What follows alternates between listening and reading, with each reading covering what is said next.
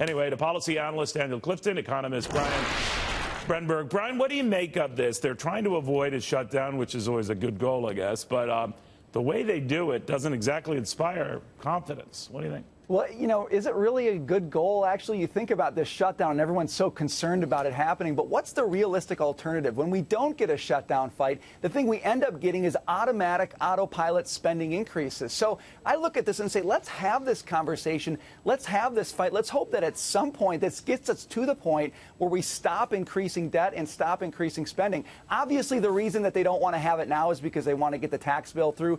I get that. But look, this always ends up in the same spot year after year. Taxpayers paying more money, debt going up. Let's have the conversation. Let's have the fight. You know, Daniel, in the meantime, what we know is that they're going to obviously do something to keep those lights on, to the professor's point, and he doesn't like it. A lot of people say this is the same charade we play just to sort of get through the latest hump.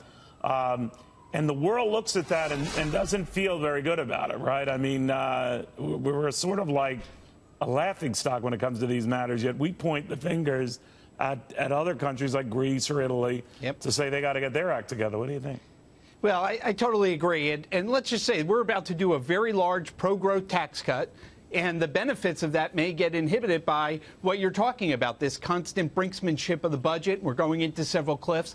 But, Neil, I would just caution you, this is really just to get through this year, get the defense budget higher. They're seriously talking about entitlement reform for 2018. So as the tax bill clears, I'm talking about it dying in 2018. I hope springs eternal, so I hope it happens. I know what you're saying. But, Brian, the one thing that worries me about this is I know Republicans have been talking up welfare reform, more to the point. Maybe get back to a work-to-welfare type of thing that Bill Clinton and Newt Gingrich are able to cobble together. How realistic do you think that is?